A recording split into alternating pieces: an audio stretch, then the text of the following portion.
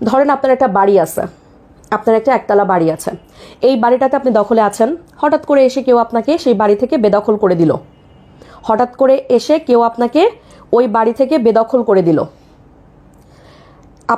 আপনি দখলে ছিলেন, আপনার বাড়ি আপনি দখলে ছিলেন, হঠাৎ করে এসে কেউ আপনাকে বাড়ি থেকে উচ্ছেদ করে দিল, অবৈধভাবে আপনাকে বেদখল করলো। আপনি আদালতের কাছে গিয়ে মামলা করবেন। কত অনুচ্ছেদের অধীনে মামলা করবেন? এই যে 142 অনুচ্ছেদের অধীনে আপনি তখন মামলা করবেন।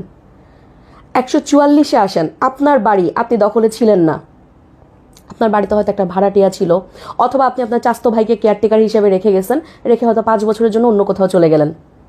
হঠাৎ করে এসে আজকে আপনার চাস্তো ভাই বলতেছে যে না, তোমার বাড়িতে যেহেতু আমি এতদিন ছিলাম, আমিই থাকবো, তুমি চলে যাও। তাহলে আপনার কাছে সত্ত্ব আছে, আপনার কাছে টাইটেল আছে, আপনি দখলে ছিলেন না, কিন্তু জমিটা আপনার, বাড়িটা আপনার। তখন আপনি মামলা করবেন 144 ধারার অধীনে। দুটো ক্ষেত্রেই জমিটা আপনার। পার্থক্যটা হচ্ছে 142-এ আপনি তখন মামলা করবেন যদি আপনি ওটার দখলে থাকেন, তাহলে মামলাটা যাবে 142-এ। আর আপনি দখলে নাই কিন্তু জমিটা আপনার, তাহলে মামলা করবেন 144 ধারার অধীনে। এই যে যেমন আমার উদাহরণটাই আমি দেই, আমি বাড়িতে আমার জমি জমা পুকুর অন্যজন খাচ্ছে, তো আমার গ্রামের বাড়িতে আমার একটা বাড়িও আছে।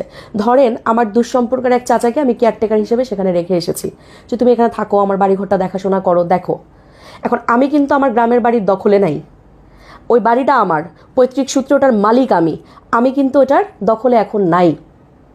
হঠাৎ করে এসে আমার চাচা যদি কালকে আমাকে বলে, বা ধরেন 5 বছর পরে এসে আমাকে বললো যে না, যেহেতু আমি এত বছর দেখভাল করেছি, এটার মালিক আমি, তুমি এখন আসতে পারো, তখন আমি মামলাটা কোন অনুচ্ছেদের অধীনে করব?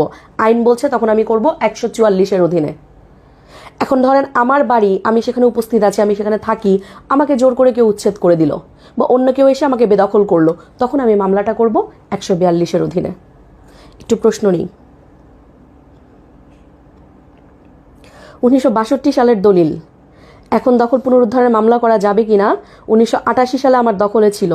আপনি বেদখল হওয়ার পর থেকে 12 বছরের মধ্যে মামলা করতে হবে। বেদখল হয়েছিলেন কবে? যেদিন বেদখল হবেন সেদিন থেকে 12 বছরের মধ্যে মামলা করবেন। আচ্ছা, আসাদুজ্জামান পান্না লিখেছেন 142 ধারায় সত্য দখল থাকতে হবে এবং 144 ধারায় সত্য থাকলেই চলবে। এই কথাটাই লিখেছি। বাদীকে দখল ও বেদখল দুটাই প্রমাণ করতে হবে 142-এর অধীনে, আর 144-এ দখল বেদখল কোনোটাই প্রমাণের দরকার নাই। ক্লিয়ার? সবাই ক্লিয়ার? তাহলে 142 আর 144 নিয়ে আর কারো কোনো প্রশ্ন? এখন কি আর এটা বুঝতে প্রবলেম হবে?